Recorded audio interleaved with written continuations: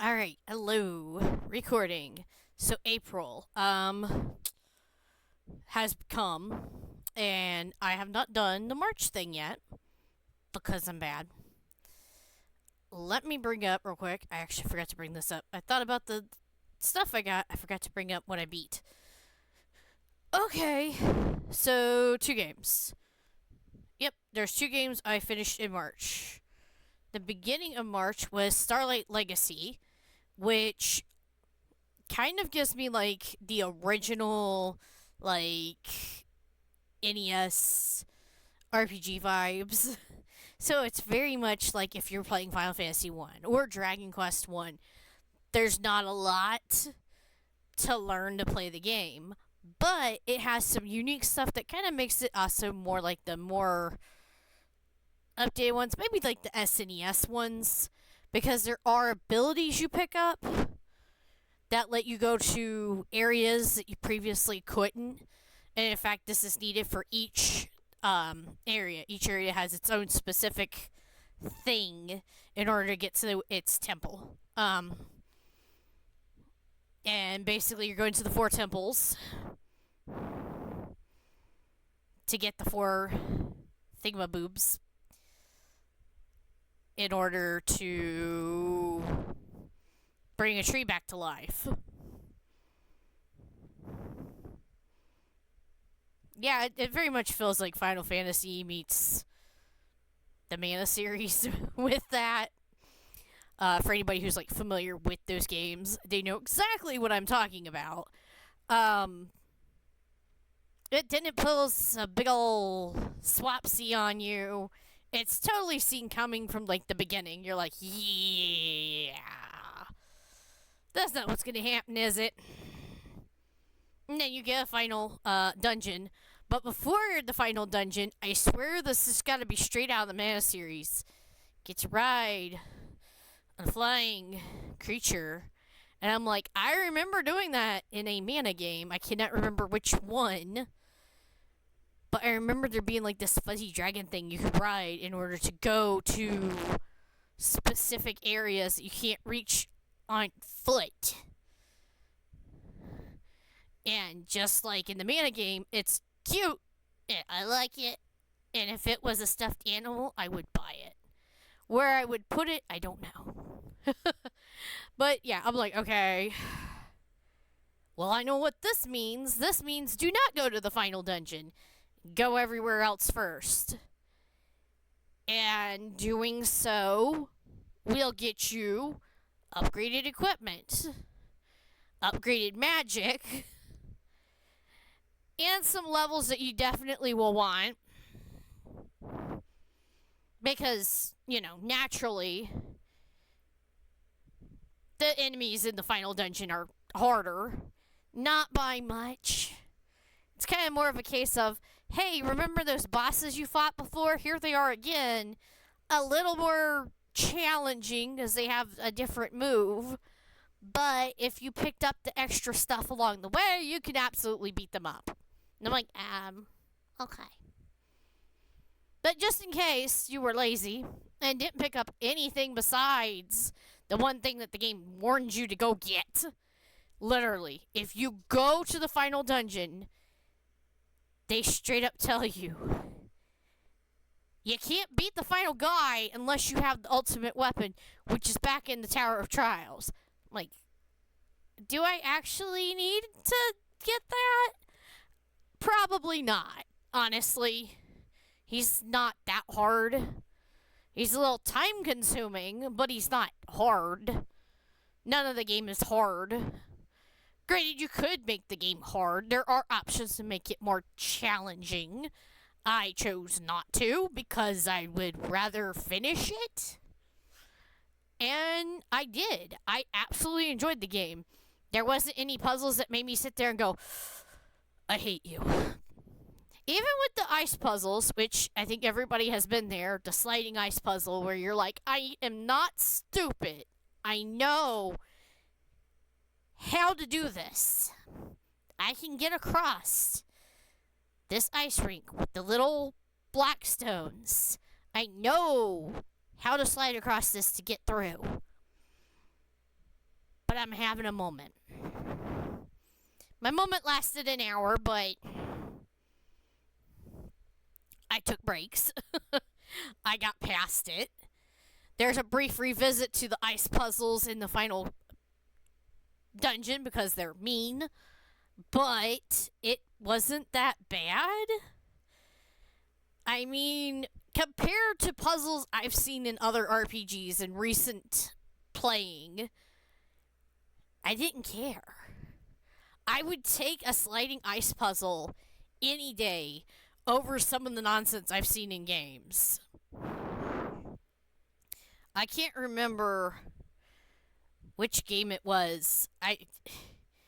It had to have been one of the ones I played last year. I can't remember if it was Arafel or if it was Shadows of Adam, but I remember one of them had this puzzle that I absolutely hated. I could not solve the puzzle. I spent like over 3 hours on it, and I had to look it up, and I still struggled to solve the puzzle. Even with following a guide. I was like, I can't stand puzzles like that. I don't want to have to step by step pause a video, do the thing, hit play, pause the video, do the thing. I had to do it step by step because I kept messing it up because it was that complicated. And I was like, that's dumb, and I don't appreciate that. Starlight Legacy didn't have that nonsense. And I was just so glad for it. I was like, you know what? I like a revisit to the retro games. This is one of those things where I'm like, I enjoy this. This doesn't make me feel like I'm going to lose my mind. And I had fun. There was funny stuff. There was typos, but it's fine. I mean, the old games were pretty misspelled, too. It happens. Every now and then we type the wrong, okay? We occasionally get the H and the E backwards. We might spell another word wrong or put it in the wrong order. But our brains know what it's supposed to say. It's not a big deal. It's kind of a whoops. And move on. It was basically how I felt about it. There was just like the occasional typo or like weird sentence structure where I was like, they had a brain fart that moment. It's fine. I do the same thing all the time. I've before reread something and went, what am I even talking about? The answer is, I don't know. It's fine. Anyway, moving on. Basically, overall, the Starlight Legacy, I don't know how much that game costs, I'll be honest, because I rented it through GameFly.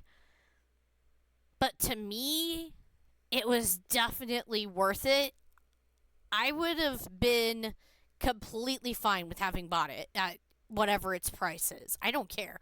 I would pay a full game price for that game. It's definitely enjoyable. I could see me in the future actually buying a copy and replaying it. I enjoyed it that much. It doesn't matter. It's not that long. That makes it kind of part of why it's so enjoyable. It's not exceedingly long. It's not stupid short either. Like, you will spend like a couple hours in each area, and the final optional dungeons and the final actual dungeon will take you some time. You will sit there and go, okay, it's taking a little bit longer than I thought it would. Like, I went to like I was like, I'm going to the first dungeon, the Forest Temple. That'll be easy. 2 hours later, I think I just finally found the final boss in this part. Like, it took me 2 hours just to wander around aimlessly and find where the boss was.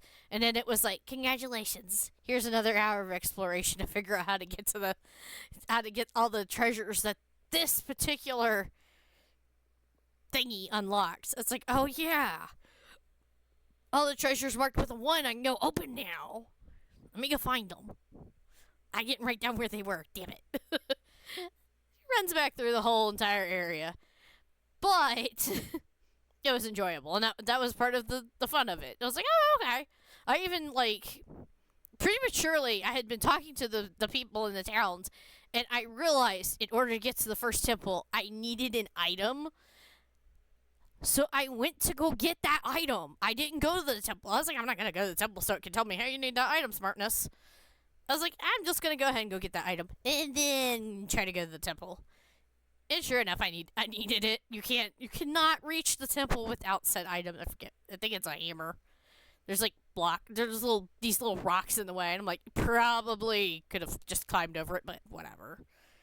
The next game that I played was A Hat in Time. Now, I honestly am terrible at platformers. I have never beat a single Mario game because I can't. Same with Donkey Kong. I beat the 3DS one because it had a easy helper option. What was it? Returns 3D or something like that. And the same went with New Yoshi's Island. It had an easy helper option. And it straight up tells you, you technically didn't beat the game, and in order to beat the game, you need to do this platforming. And I'm like, yeah, I can't do that.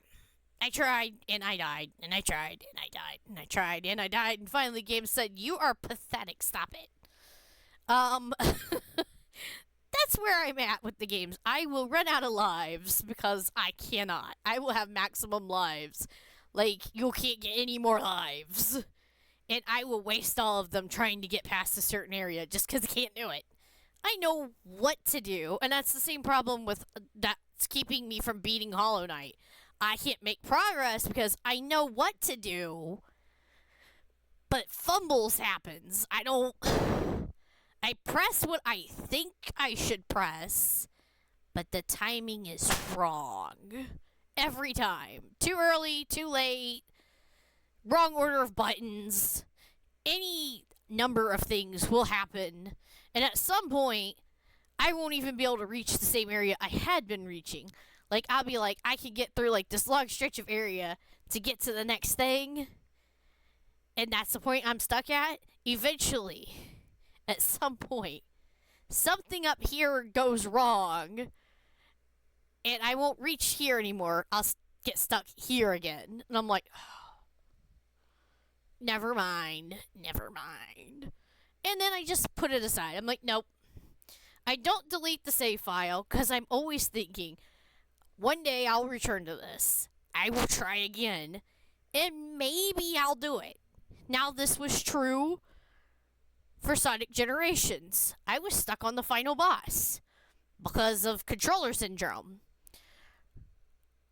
I left it alone for years. I was getting ready to put my PS3 away, and I was like, I'm going to try this one more time before I just put the PS3 away because I don't know when I'll swap the system back out again. And I sat there and I made new progress, and I was like, I think I figured out what to do finally. I didn't succeed the first try, but like within 5 tries, I did it. And I was like, okay, so whatever's going on up here knows how to do it, but just can't.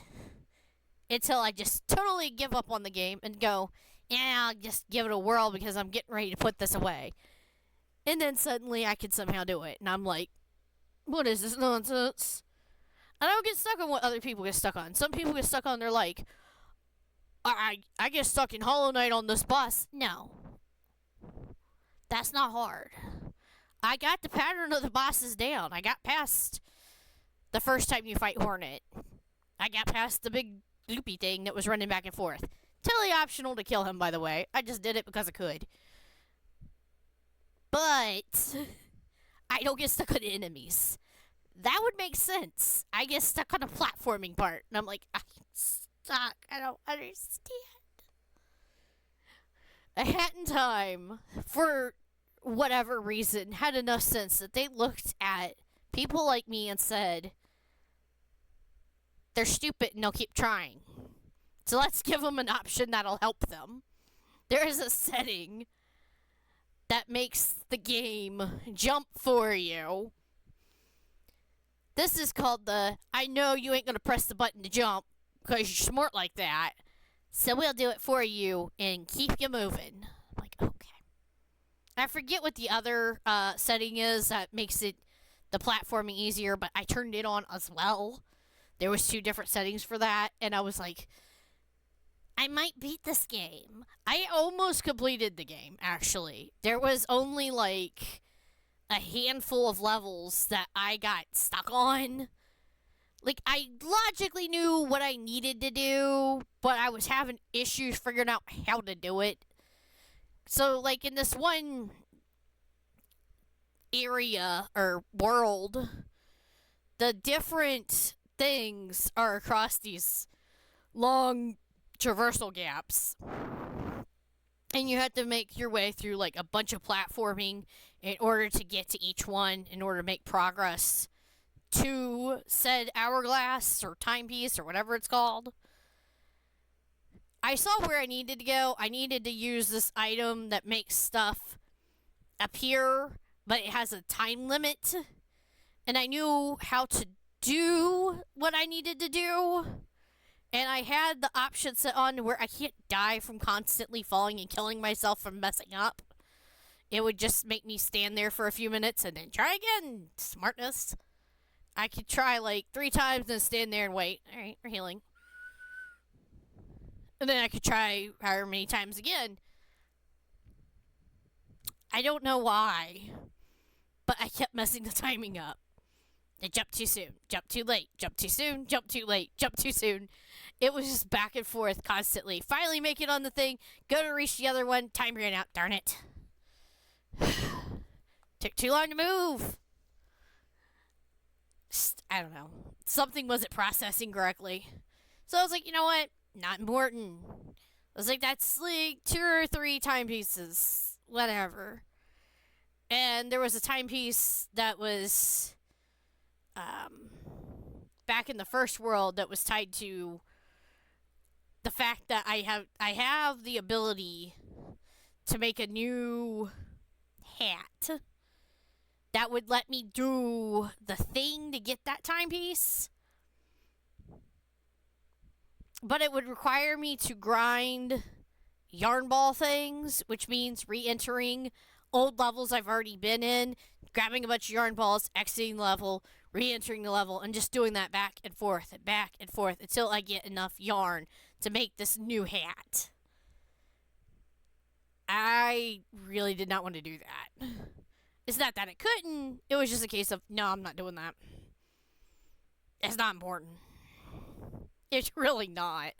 Like I said, I was like, there's only like a few I didn't get. Yeah, I'm pretty sure that's it. So there was like 2 or 3 I didn't get because of the fact that I gave up on that platforming section. Because I didn't want to keep trying at the timing. I could eventually do it because I got past the weird timing of using that mask hat in like 3 or 4 other areas prior to that. And I had made my way through the harder time rift things. I just was like, I was like, I could do this. I could get the last few hourglasses. But I'm choosing to not make myself do this because I don't care. I'm going to go beat the game. I was like, you know what? I'm at the point I can just beat the game. I'm going to go beat the game. That was what that came down to.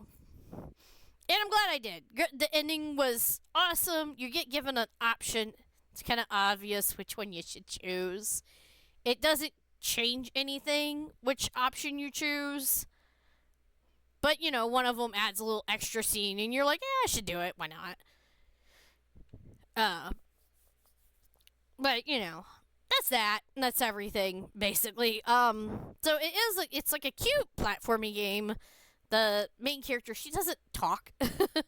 And it's kind of funny. It's like, everybody has a lot to say. You start out in this area called Mafia Town, which is the most hilarious thing to me. Because I'm like, this game is clearly marketed towards children. And I have a feeling like none of them will understand any of the jokes. They won't get any of the Mafia references at all. And that's what makes this game so great. It's like, you know what? This is a game that you could just sit there and play as a family. Like, the kid gets stuck, and then the adult comes and helps them get past a certain area. And it's funny to me. I'm like, oh my goodness, this game is funny.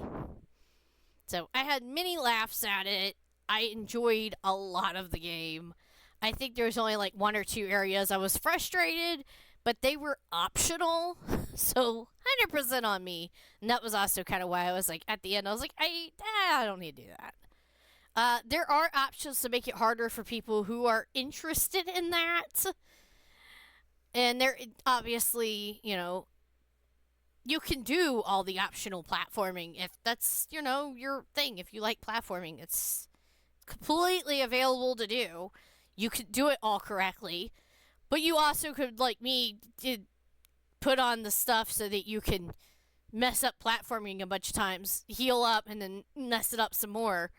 Uh, and not necessarily do what you're supposed to do, but still reach the goal. Like, there's this one level where the whole area is lava, and you gotta get across the lava to churn spouts in different spots. And I could not figure out where I was supposed to platform at. I'm sure it was obvious to somebody. It was not obvious to me. So I just bounced across the lava, landed on the platform, and healed in order to keep moving. I was like, yeah, whatever, I don't care. Oh. So, did I complete it? No. But did I beat it and totally enjoy the game? Yes. Not to mention, there also are additional challenge levels and hard challenge options as two DLC packages for anybody who's really into it. I personally did not get any of the DLC because, as much as I love the game, I was done with the platforming.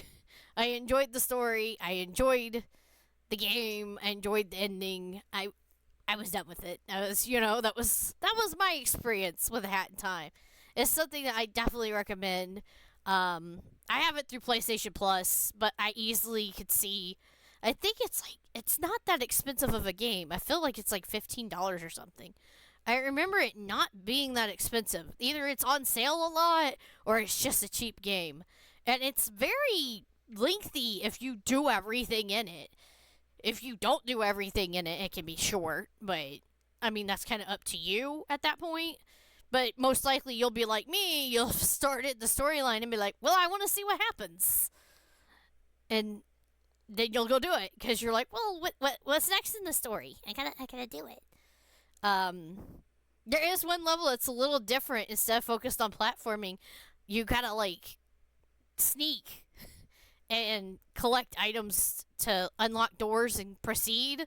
I thought that was kind of cool. Like, you're proceeding through this area, and you're like, well, generally, I can just put on a hat and jump and stuff.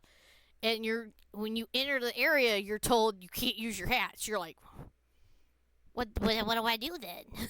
And it's very unique. I thought that was kind of cool. It stood out from the other levels. It was the only one I could think of that was different, and I was like, what? Okay. Oh, there's another level where you deliver mail. It requires a specific unlock to do. And it's kind of hilarious, but it's also fun. So that was a thing too, but that one has platforming. Kind of like scooting around on your scooter and you gotta like jump around and stuff. But, I mean, outside of minor platforming, that level didn't have a lot of platforming either. You mainly just kind of drive around and aim and shoot mail at at these little creature things. And they're all like, yeah. And I'm like, okay, they're happy for their mail. I guess, whatever. It's fun for what it is. It doesn't have to make sense. That's basically the whole context of that game. Is a lot of it doesn't make sense, but it's fun and it's enjoyable, and each area is just so different that you're like, well, now what's going on? And you're like, okay, well, this area is a bunch of just jumping around and beating up these little mafia guys and bounce on their heads.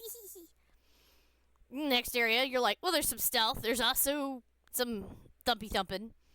You don't have to, like, you sell some of it, you do some platforming, you also beat up some stuff. So you're like, all right, well, it's kind of half and half, whatever. Next area, you're back to thumping on stuff and doing various things. You're like, all right, I gotta figure this stuff out. A lot of platforming and searching for items and throwing them in fire, which is silly, but whatever. Whatever, it works. And once you do that, you unlock all the areas, and you're like, all right, now I can actually make progress. Granted, I think the first one has you just doing that, putting the things into a fire. I'm pretty sure that's like the entire mission for the first level. And then like the levels after that have you do other things, like go to a certain area and go down a hole and platform to hit things and unplug a thing and then try to platform up before the water touches you, which, I mean, if you do it successfully, I guess there's an achievement. I fell once. It happens. It doesn't do anything besides embarrass yourself, and you have to try again. You're like, whoops. All right, swim over there and try again. Whoopsie dipsy. So, I mean, whatever. And then there's the area, the one that's just, as far as I can tell, it's mainly it's mostly platforming, but there is some monsters to thump along the way. But yeah, it's kind of cool that there's areas that involve sneaking. There's areas that don't. So most of them don't involve any sneaking around, but there's like a handful of levels that have it. There's no real direct punishment for messing up unless you don't have, like, I had the thing turned on to where, like, basically if I got hurt, I just go sit in the corner and be fine. Like, alright, let's try this again without getting caught. Oops.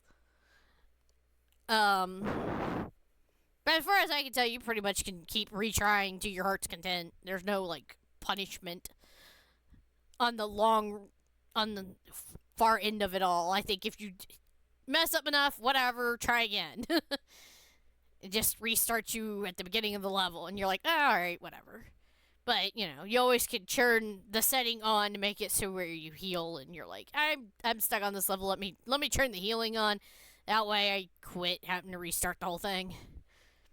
So, I mean, it's there. Why not? There's no punishment for using it.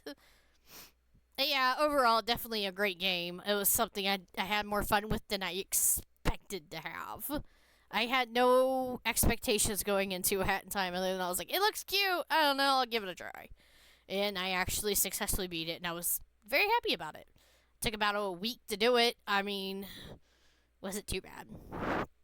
Alright, now that I have talked about what games I have played and beat in March, let's talk about the items I got. I got, there's 2, as far as I can tell, containers of the Series 1 Pokemon Squishmallows. I only got one of them. I could not find the one with Pikachu in it. So I got the one with Eevee and friends. So you get little Torchic, a little Bellybolt, a little Snorlax, and a little Eevee, who even has a cute little tail. They also come with 2 little accessories. You get the little flower garden ring thing and the little Teamage. Like, each of these, like, micro, mini, or whatever they call them. They ain't called mini, because mini are little plush ones, so these must be micro. Squishmallow sets things. They generally come with accessories and the little Squishmallows. The amount of what you get kind of varies between sets. Like, I mean, for the same price of these, I got more with the Hello Kitty ones of its, was it Series 1 or Series 2? Honestly, I can't remember. It might have been Series 1. But yeah, there was definitely more of it than there was with the Pokemon 1. Pokemon 1 got broke up more. It didn't seem like the Hello Kitty one had 2 separate things. It just has one. For example, I did not get the Hello Kitty in March. I got it in April, so I'll try to remember to show it in April so you can see what I'm talking about. Whatever. Speaking of Pokemon, I'm not gonna try to pick up the boxes because I don't want to hurt my back. You'd understand if you've seen the size of these boxes, but like the boxes are huge. They got like a giant box for the Pikachu Lego set. You got like this ginormous box that like I had to take it slowly up the stairs, like sliding it and stopping on a step and then sliding it. I had to use things I learned in science class to get that box up the stairs. And then I was like, okay, you're just going to sit there. I'm not moving you again because I can't lift you. And that one has the big set. And that's the Charizard, Venusaur, and Blastoise. And it also has a base. I don't know that I have anywhere actually that is big enough to put that base on. There is an option of what I could do in my room to find a place to put it. I have to organize a bunch of stuff and put a piece of furniture in here to have a flat and big enough space it's flat to sit it on. And I'm just like, oh, I am not in any hurry to do that. Just no. Plus, that piece of furniture is kind of heavy. You gotta pick up the drawers separately from it because it's wood. And I'm like, oh, I want it because it gives me options to store stuff. But I am in no hurry. There's so much stuff needs organized in my room that I'm like, nope, So instead, I'm putting the other stuff together. The Eevee one I could pick up, I just don't want to. But there's the Eevee one. The Eevee one's like, look at that big. It's small compared to the others. And then there's the Pokemon badge set, which is like the smallest. Like it's like this big. I'm like, okay, whatever. And since when I ordered them, the free thing Lego was sending is a little miniature Japanese thing. What is it? I think I got it listed down on my notes. What it's a Japanese restaurant. Whatever. I mean, it's a thing. Okay, the other thing I'm not going to show because it would take too long and I don't feel like messing with it. A booster box of Series 1 Legend of Heroes Trails of Series. It has like Sky and Cold Steel. It like has references to the characters from throughout all of the games, really. It has a lot of cards in it and whatever. Just one booster box set gets you almost the entire set of the cards. It also came with extra promo stuff, like a special promo card and some special like advertisement stuff that like little cards that are just advertisement. And it came with the instructions to play the game and a thing that can be assembled to be your counter thing for there's like this number thing you gotta use. I think it's basically your life points, I'm pretty sure. But it's like called your bond level or something like that. I can't remember. Anyway, I thought it was kind of cool. It came with all that extra stuff in the box because not all booster box sets come with extra stuff. I'm looking at you, Pokemon. But that one, that one did. I thought that was cool. The other stuff I got was the Dreamcast cards. I got a small box because it looks like a memory card. No, it looks like a controller. That's what it was. The small box looks like a Dreamcast controller. Definitely smaller than one. The booster box looks like the Dreamcast system. Again, definitely smaller than one. And I had got most of those cards as well. I think another booster box might be enough. It just kind of depends because like it's mainly the rare cards I don't have. I don't have any of like these special title cards. I don't know how rare those are. They seem to be pretty rare since I got none in my booster or in my separate little smaller box. I forget what it's called. Did I type down what it's called or hobby box. Okay, yeah, it's called a hobby box. I don't know, whatever. The wrappers looked like memory cards. I thought that was kind of cool. Some of the cards actually were a memory card screen. That was an interesting thing. They were like references to different games. I feel like there's other games they could have done.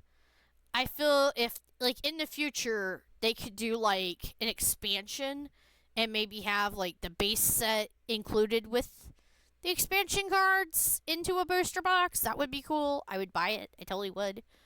I'm not sure that I'm going to buy any more of the just those unless they expand upon it, basically.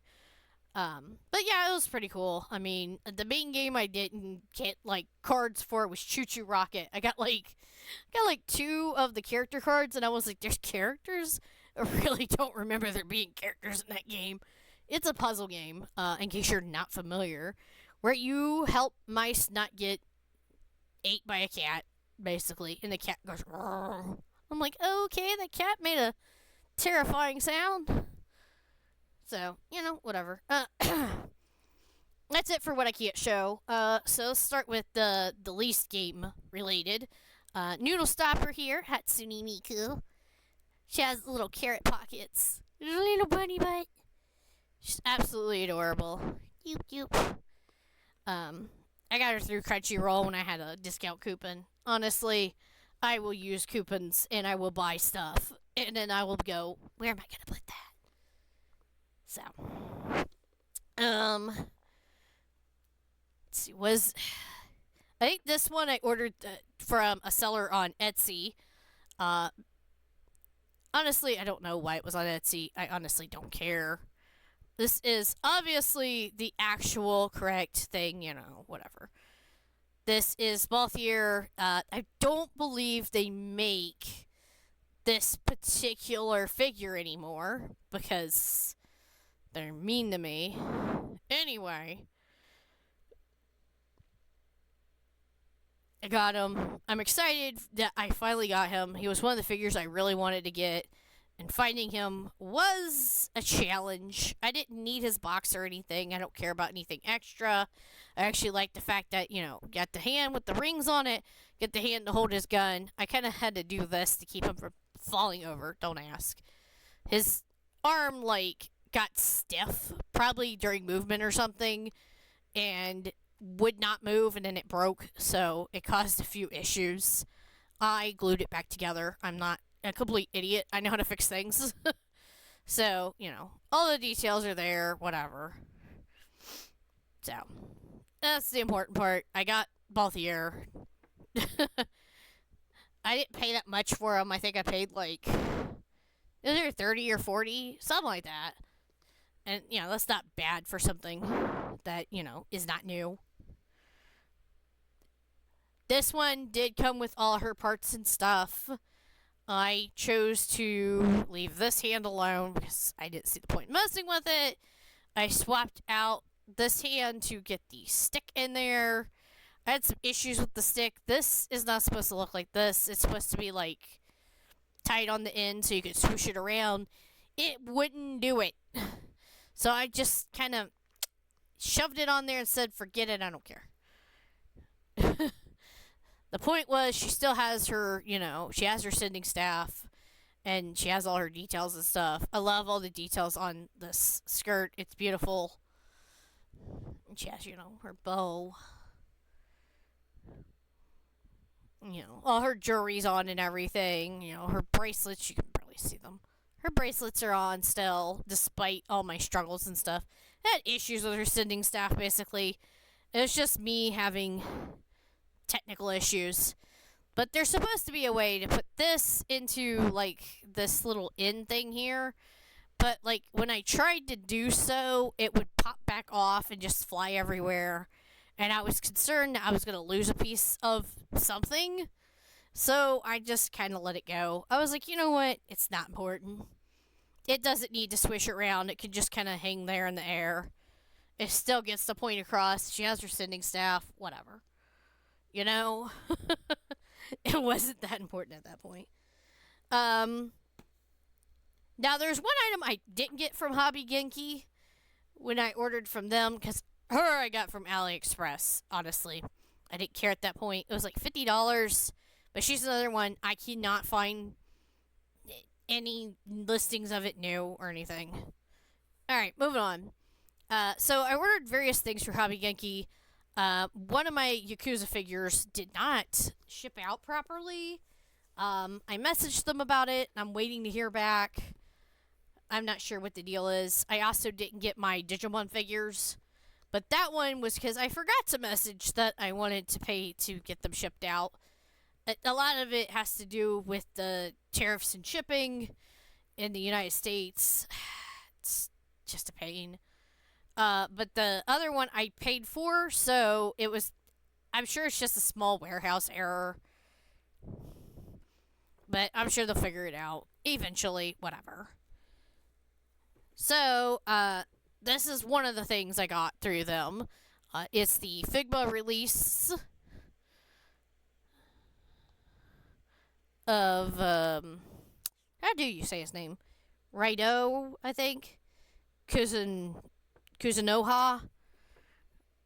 Anyway, this shows you better.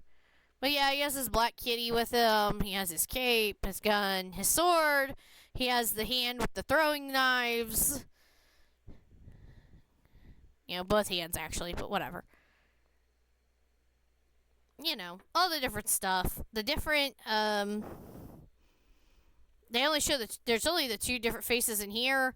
My pre-order bonus came with an extra face that I have put aside where he has his scar down his face. So, I mean, that is an option. I'm probably just going to leave him as his regular standard face, honestly. I haven't decided what I'm going to put in his hand yet. I am kind of tempted to put the, whatever's got on there. I'm not really sure.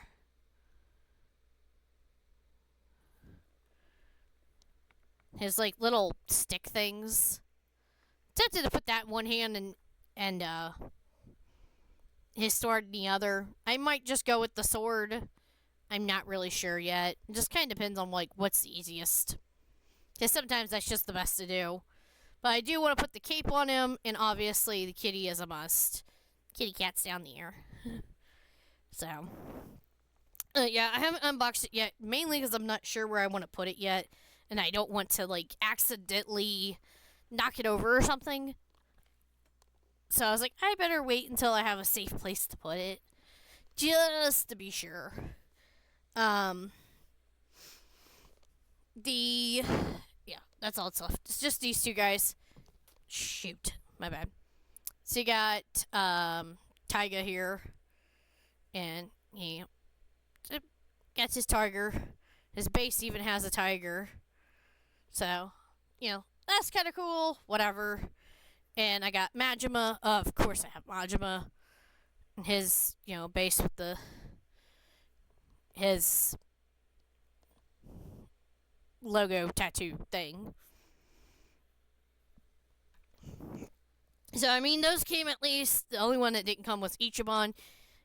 Ichiban's, like, the character I know the least about because I've not got far enough in the series. Like, as in, I've not really... I've dabbled at the series. I've not actually played through the games yet. It's one of those things where I made sure I was interested in the series, played a little bit, was like, yes, I definitely love these characters, definitely love the series. But I haven't played any of the new ones that have Ichiban in it. So I was like, I'm sure I'll love him. I've just not done it yet, so I'm not as in an all-fire hurry to get him. Alright, on to the games. Some are new, some are not. Alright. I just didn't want to drop them, but I did get the drum controller with this. The Donkey Konga. It shows you the drum controller here. I think the controller is required to play the game. I'm not 100% sure. I don't really care. I have it. It's all it's good. That price was for this game and the drum controller. I thought that was actually pretty good. I've had a hard time finding these things listed online. So paying $50 and getting both seemed pretty good. And because, I mean, this is pretty much brand new. It has all the booklets inside. Like, and the controller is brand new. Like, nobody played this game. Somebody, like, seriously, they owned the game and didn't play it. I'm like, did they just, like, get it on a whim and then be like, I don't want to play this? They, like, at some point went through their stuff and said, why do I have this? I'm not playing it. So, that's their problem. On to the new stuff. So, Tales of Berseria Remastered. I do have the original game on PlayStation 4. I'm trying to remember. It's been a while. But I know how I am. I know I play my Switch more. So, well, now it's my Switch too, but still. So I went ahead and got the remastered one. I was like, you know what? That's fine. I'm not sure what all they did. I know it has the DLC, which I never bought, so that helps.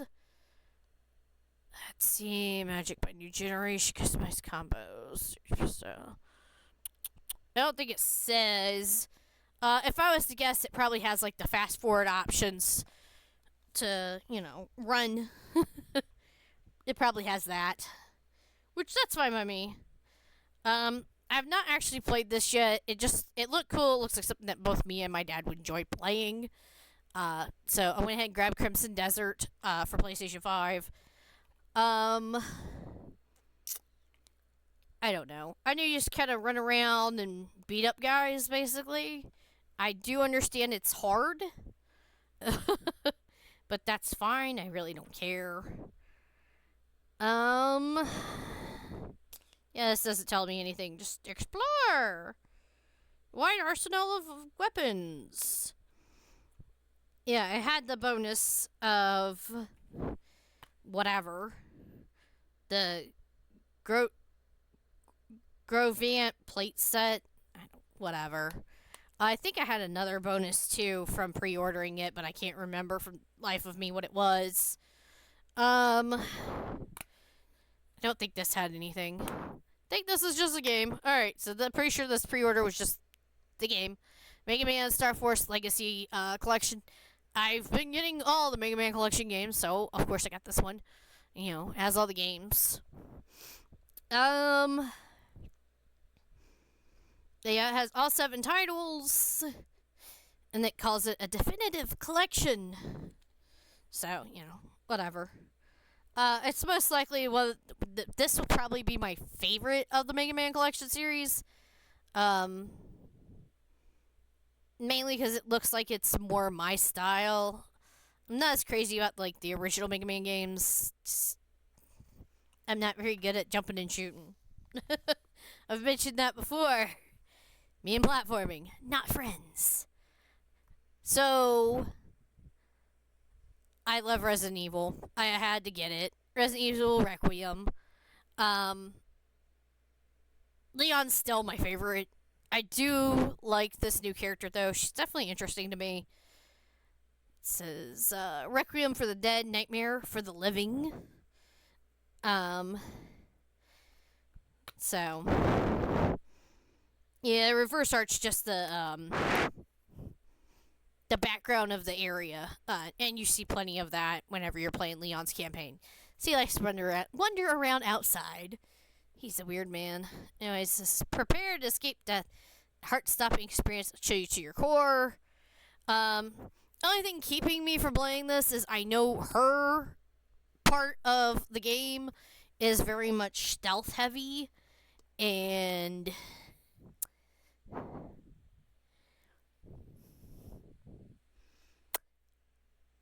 me and stealth are not always friends, especially in horror games. I want to be good at it, but I almost always get caught at some point, and then I'm like, nope. That's what happens every time. I'm just, nope. And it's not because I'm scared, it's because I hate what the game does. It gets unnecessarily loud. It does, like, these flashes that are unnecessary. And a lot of times it also makes the controller vibrate like crazy, and you're like, yep, now my hand hurts. Congratulations, I'm not touching you anymore. And that's my main problem. I don't want the controller vibration. That's the reason I've never finished Code Veronica. It's not because the game is hard, because for the most part it's average. It's fine. I've never really had any difficulty with it. My issue has always been I get caught by one of the stupid dogs and I can't find an herb to heal with, and the controller's just like.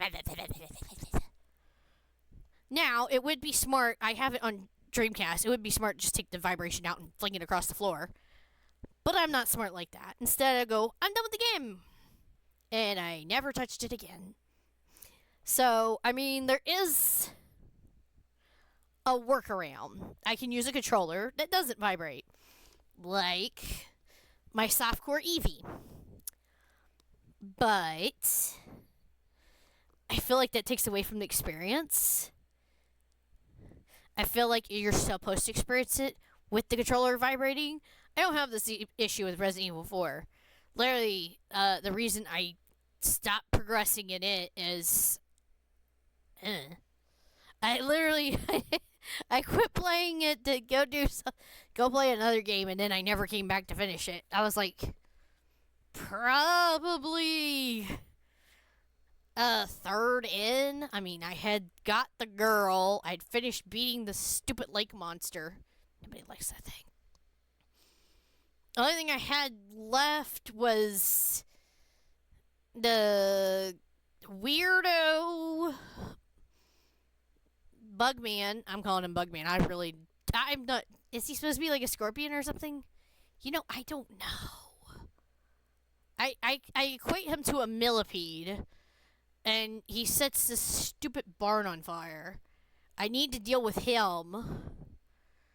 And I need to deal with the little short guy and his stupid junk. And then, of course, the final boss fight before jumping on the boat and... Which, honestly, what's left is mainly kind of run around and check for stuff. Is there anything here? No. Is there anything here? No. Hey, there's the chickens again. Hi, little chickens. You gonna give me a golden egg? No, of course not. Jerks. Now, they should give me one, actually, if I boated over to them this time. That set of chickens should give me a gold egg. If I was to pick up my save file, boat over to the chickens, they should give me a golden egg. But I'm not sure, because there's two places to drive the boat to. One of them is chickens, and one of them is enemies. There might be enemies where the chickens are too, but one of them is just enemies and solving another puzzle to proceed. Not that it's a hard puzzle. It's kind of a pick up the stuff and put it into the thing that it belongs in. Not the hardest puzzle in the world. So, I mean, I could pick it up and probably beat it in a day or two. If I wanted. Not sure. I'm at the point where I've not played it for so long, I probably should start over. Because I would pick it up and probably get myself killed. Because I wouldn't remember any of the controls. But yeah, so I do love the Resident Evil games, even if I've not beat them. In my defense, it's generally just stupid things that keep me from beating them. Like Resident Evil 2, I was almost at the end. I just finished dealing with the plants. The plants were dead. I went to deal with the sewer situation. And there was giant spiders on the wall. Like 2 or 3 of them. And I was like, nope. I was at the end of the game. Like, you kill the spiders, and you go get a cure item thing, storyline stuff, okay? Then go get the little girl and leave, and, face the final boss. There's some monsters along the way, but, like, nothing serious. Like, the only hard thing was those spiders that I said, nope. And they're not really hard. It's just kind of the case of they're creepy and I don't want to. They make very disturbing noises and I don't want to. I just don't want to. I can't handle those noises. I'm like, nope. Mm-mm. All the nopes in the world. There's not enough nope to nope. Just all the nope. Nope, nope, nope, nope, nope, nope, nope. More nope. All the nope. I couldn't. Just nope. I wanted to, but I was like, They are big and they make spider noises, and I can't. I tried like 3 times, but each time I immediately paused. I was like, I can't. They are still making them creepy noises, and I just cannot bring myself to do it. Like the first time I paused it, I heard them. I didn't even see them yet. The second and third time, I actually saw them, and I was like, no, I can't. It's just, no. My fear of spiders is real. Like there's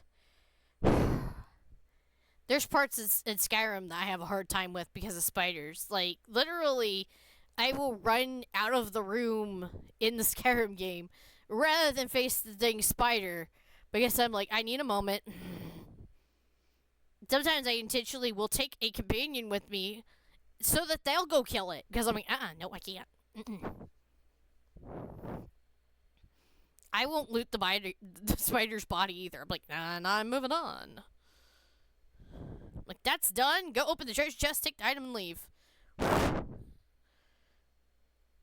Like, it's a miracle I ever actually completed Skyrim. Because each time I came across the spider, so I was like, not this again. Luckily, you don't have, like, limited ammo. I guess the only thing in Resident Evil that makes it worse, it's limited ammo. I'm like, I can't mess up the shot, and I don't want to look at it.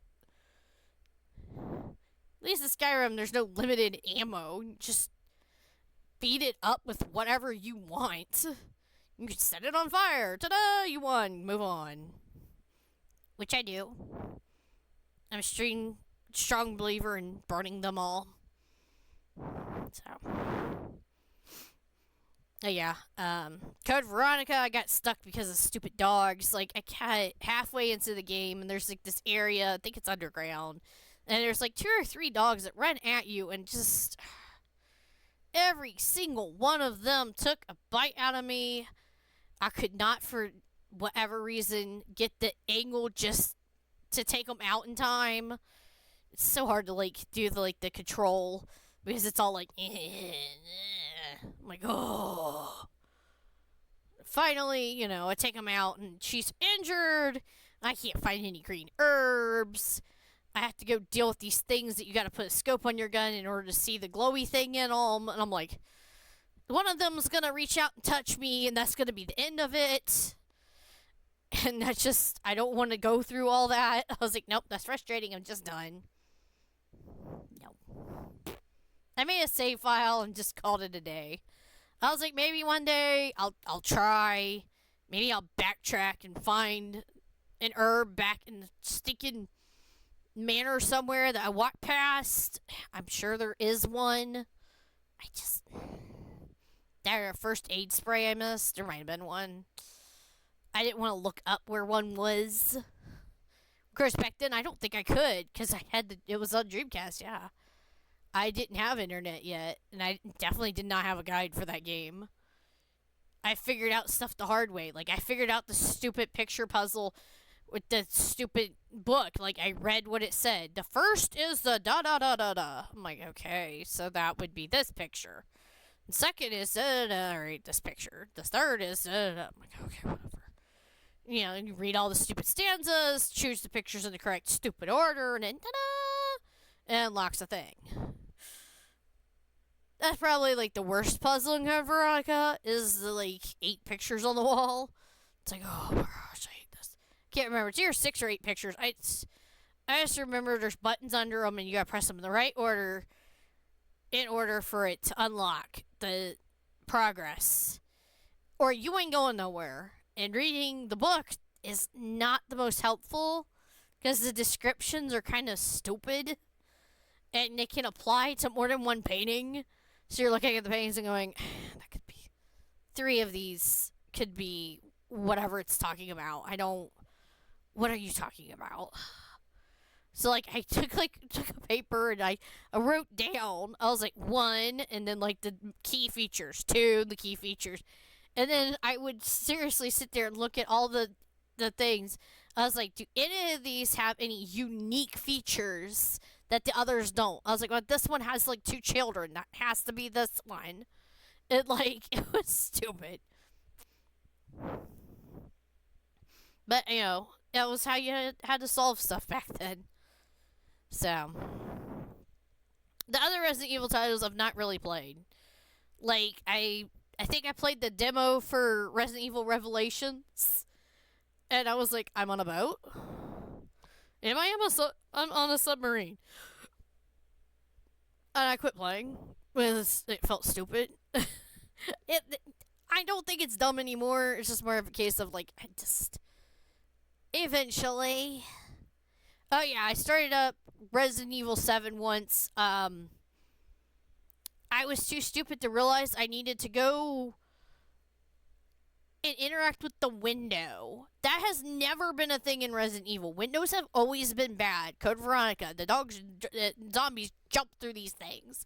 You want to shut the shutters on them. You're like, shutters are down. Drop the gun in the bin. Through. Take the gun up. Leave. Like, I would leave the shutters down as long as I could. Because I was like, nope. A zombie is just going to through and be like, hello, Nam. And sure enough, eventually, hello, Nam. And I'm like, darn it.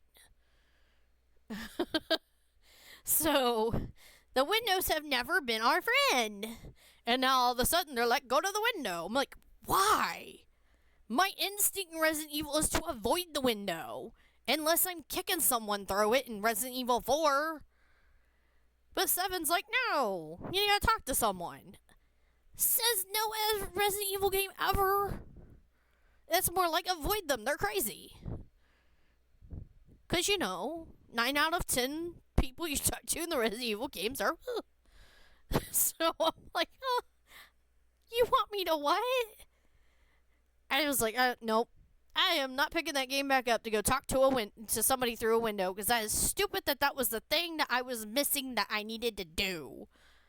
I kid you not. I spent an hour just wandering around aimlessly trying to figure out what I'm supposed to do. I'm like, I can't get past Daddy Man, but he's just standing there guarding the hall. There's nothing in the garage that I can do anything with. Just me, I checked twice. And I was like, there's nothing in the kitchen or in the room with the creepy grandma that the game won't let you do anything about. And you can't go anywhere else, as it's either locked or blocked. Because if you try to go down the hall where the Daddy Man is, Ethan makes you not. Because you haven't triggered the event yet. I'm like, dang it.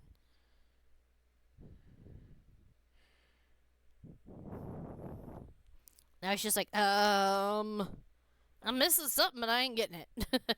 I was not understanding. I was like, maybe I just need to keep trying. Eventually I can go down that hallway. Because surely I can loop through the kitchen and get around this guy. No.